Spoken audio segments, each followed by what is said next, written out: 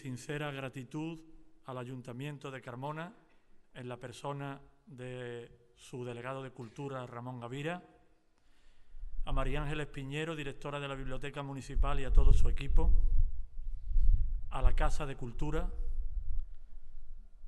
a la Olavide en Carmona, en la persona de Francisco Hidalgo, su director, por su colaboración cada vez que se le pide, incondicional, y a los buenos oficios de la imprenta Ingrasevi por los muchos años que ya lleva imprimiendo Palincesto.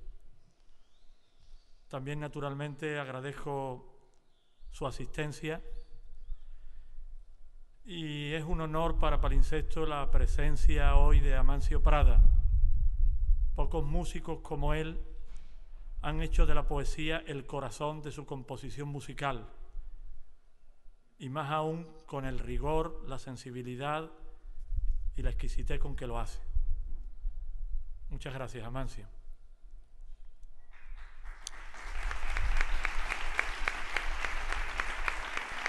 A veces damos por hecho cosas que los demás no tienen por qué darlas, y sin embargo es justo y necesario que las sepan. Una de ellas es que Palincesto, en sus 23 años de existencia, debe sin asomo de duda tanto su elaboración como sus contenidos a la tarea común, inseparable de Chari y mía. De modo que, aunque sea yo quien se dirige a ustedes, estas palabras son también suyas. El número 28 de Palincesto que ahora les presentamos persevera en el propósito de prestar oído a las voces poéticas del ámbito hispano y otras lenguas del mundo, sin dejarnos llevar por prejuicios, modas o tendencias estéticas determinadas. Consecuentes con la filosofía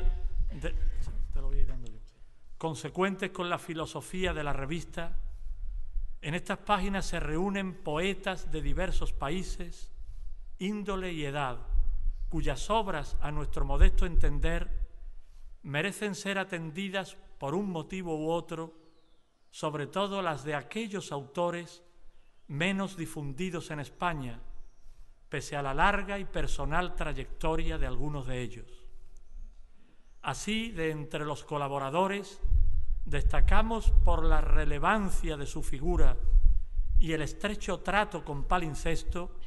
Él dio incluso una lectura en Carmona hace 2 años a Manuel Díaz Martínez, poeta cubano exiliado en Las Palmas de Gran Canarias, de quien publicamos, además de varios poemas, una extensa entrevista en la que aborda con entrañable sensatez sus vicisitudes vitales e ideas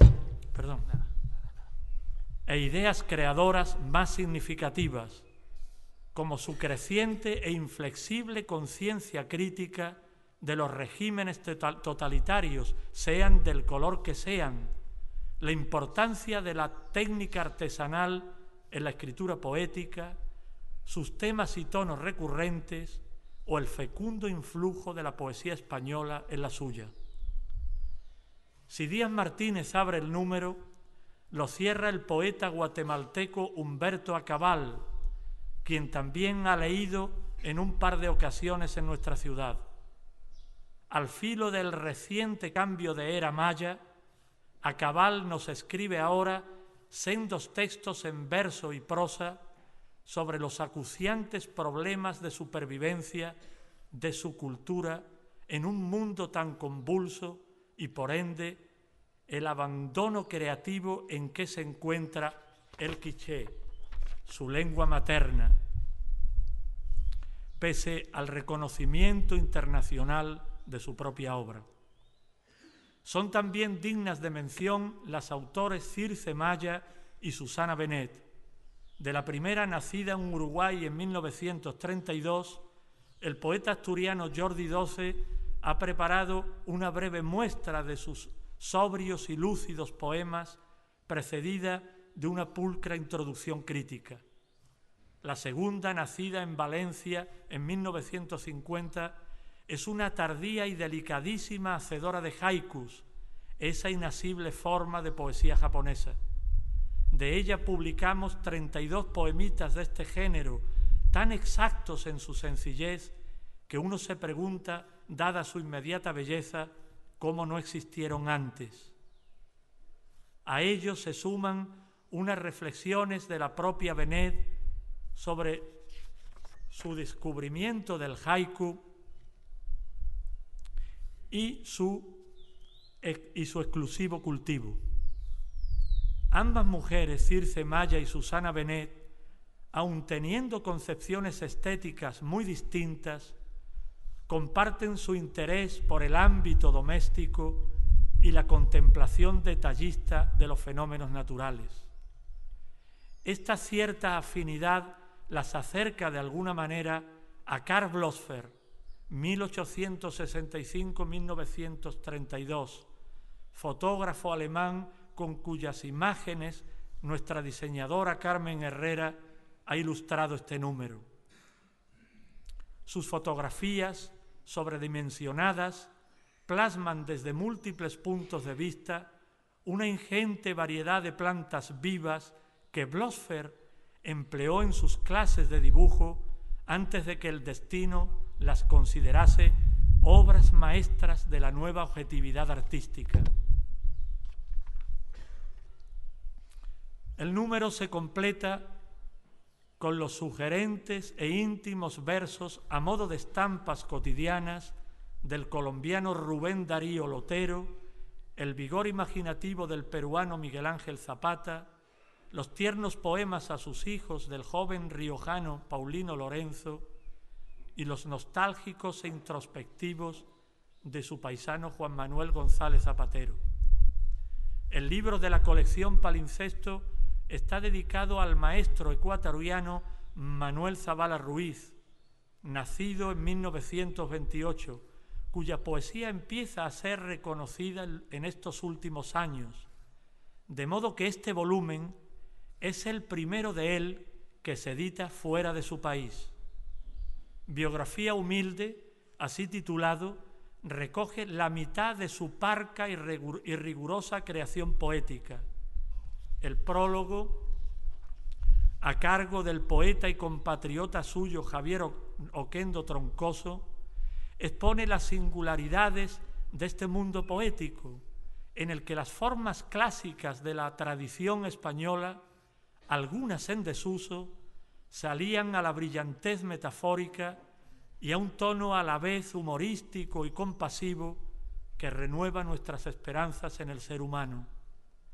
Quizá esta heterodoxa amalgama de elementos justifique su marginalidad por tanto tiempo y lo convierta paradójicamente en un ejemplo sin par del encuentro entre la España de ayer con la América de hoy.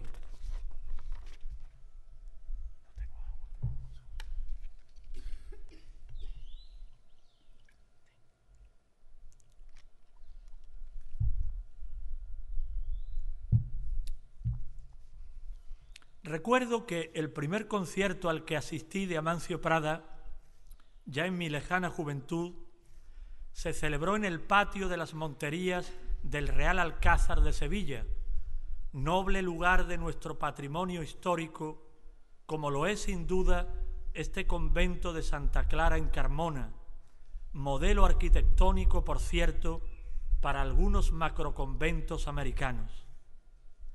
La amplitud de miras de Amancio Prada es realmente abarcadora. Su rico repertorio nos lleva de los romances anónimos medievales a los sonetos del amor oscuro de Federico García Lorca, del cántico espiritual de San Juan de la Cruz, a los cantares gallegos de Rosalía de Castro, pasando por las coplas de Jorge Manrique e incluso temas propios.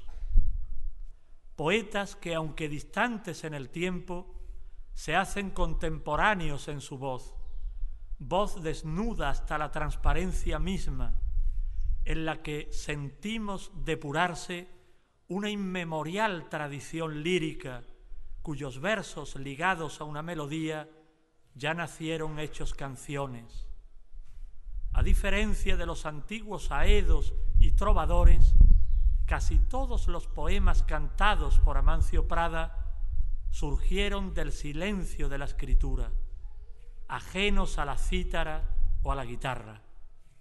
Sin embargo, su refinado espíritu selectivo y sus indelebles cualidades compositivas lo hacen ser fiel tanto a los textos como a su propio estilo, al punto de crearnos la ilusión de que los poemas que vamos a oír esta noche fueron originados en el canto. Tan íntima y necesaria resulta la compenetración entre música y letra. Esta impresión se acentúa más si cabe cuando escuchamos en la voz de Amancio Prada algún poema que no habíamos leído antes, como me ocurrió a mí en mi adolescencia con el Cántico Espiritual, cuya lectura no puedo disociar desde entonces de su disco de vinilo que tantas veces me reconfortó. Acorde con estos sentimientos, termino haciendo mías las emocionantes palabras que el porquerizo Eumeo pronunció sobre Ulises en el canto 17 de la Odisea. Como cuando uno contempla a un Aedo que, inspirado por los dioses, canta sus palabras que seducen a la gente y se siente el ansia de escucharlo sin fin mientras canta, así él me tenía encantado mientras estuvo en mi cabaña. Con ustedes, este juglar exquisito, Amancio Prada.